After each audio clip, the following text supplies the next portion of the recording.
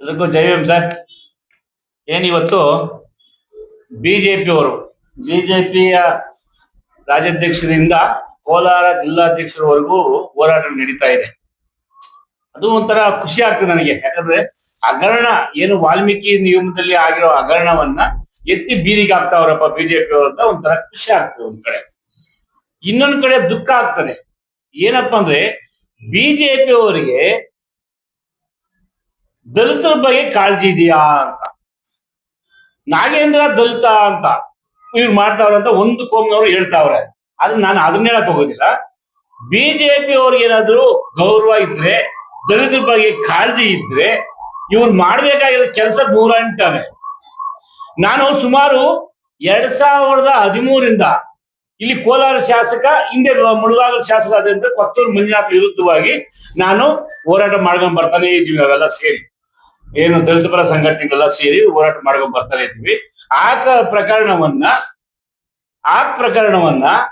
ಮಾನ್ಯ ಉಚ್ಚ ನ್ಯಾಯಾಲಯವರೆಗೂ ಹೋಗಿ ವಜಾಗಿ ಬಂದಿರೋ ಕೇಸನ್ನ ಸೆಷನ್ ನಲ್ಲಿ ಮಾತಾಡಿ ಅಂತ ಬಿಜೆಪಿ ನಾಯಕರಿಗೆ ಏನಾದ್ರೂ ಆತ್ಮ ಗೌರವ ಇದ್ರೆ,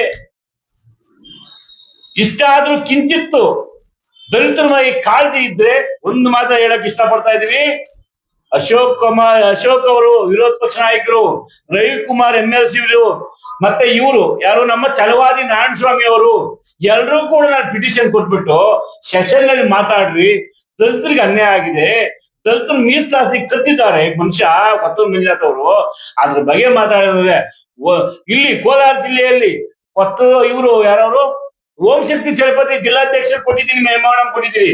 ನಮ್ಮ ಮಾಜಿ MP ಮುನ್ಸ್ವಾಮಿ ಅವರು ಕೊಟ್ಟಿದ್ದೀನಿ, ಮಾತಾಡಿ ಅಂತ ಕೊಟ್ರೆ ಯಾರಾದ್ರೂ ಮಾತಾಡಿದ್ರೆ ಸರಿಯಪ್ಪ. ಬಿಜೆಪಿ ಅವರು ನಾಚಿಕೆ ಆಗಲ್ವಾ? ಇವತ್ತು ನಾಗೇಂದ್ರ ಅವರು ದಲಿತರಿಗೆ ಅನ್ಯಾಯ ಮಾಡ್ಬಿಟ್ಟವ್ರಿ, ದಲಿತರು ಹಣ ಲೂಟಿ ಮಾಡ್ಬಿಟ್ಟವ್ರೆ ಅಂತ ಮಾತಾಡ್ತಾ ಇದ್ರಲ್ಲಪ್ಪ. ದಲಿತರ ಮೀಸಲಾತಿ ಕದ್ದಂತ ವ್ಯಕ್ತಿನ ಯಾಕೆ ನೀವು ಹೋರಾಟ ಮಾಡ್ಲಿಲ್ಲ? ಓಂ ಶಕ್ತಿ ಚಲಪತಿ ಅವರೇ, ನಿಮ್ಗೆ ಏನ್ ಹೇಳಿದ್ರಿ? ಮಾಡೋಣ ಅಂತ ಸುಸ್ತಾದ್ರಿ.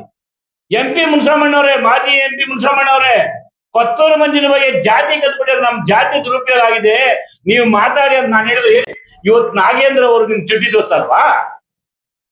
ಅವ್ರು ಬೇರೆ ತಾಲೂಕಿನವರ, ಬೇರೆ ಜಿಲ್ಲೆಯವರ, ಅವ್ರು ದಲಿತರಲ್ವಾ? ನಾನು ಹೇಳೋದು ಸ್ವಾಭಿಮಾನಕ್ಕೆ ಧಕ್ಕೆ ಬಂದ್ರೆ ಚಪ್ಪಲಿ ಕೂಡ ಬಿಡಬಾರ್ದ್ರಿ. ಅಲ್ಲಿ ಚಪ್ಪಲಿ ಕೂಡ ಬಿಡಬಾರ್ದು ಅಂತದ್ರಲ್ಲಿ ಬಿಜೆಪಿ ಸಿದ್ಧಾಂತ ಇಟ್ಕೊಂಡಿದ್ರೆ ಎಲ್ಲಿ ನೀವು ಇದು ಮಾಡಿದ್ರಿ ನೀವು? ಆದ್ರಿಂದ ಏನು ಬಿಜೆಪಿ ಅವರ ನೈತಿಕತೆ ಇಲ್ಲ. ಇವತ್ತು ದಲಿತರ ಬಗ್ಗೆ ಮಾತಾಡಕ್ಕೆ ಯೋಗ್ಯತೆ ಕೂಡ ಇವ್ರಿಗಿಲ್ಲ. ಯಾಕಪ್ಪ ಅಂದ್ರೆ ದಲಿತ ಮೀಸಲಾತಿನ ಕದ್ದಂತ ಮನುಷ್ಯ ವಿರುದ್ಧವಾಗಿ ಮಾತಾಡಿದ್ಮೇಲೆ ನೀವ್ ಯಾಕ್ರಿ ಮಾತಾಡ್ತೀರಿ? ಇನ್ನೊಬ್ಬ ಶಾಸಕರು ಸಚಿವರ ಬಗ್ಗೆ ಅದು ಕೋರ್ಟ್ ನೋಡ್ಕೊಂತಾರೆ, ಕೋರ್ಟ್ ತೀರ್ಮಾನ ಆಗ್ತದೆ.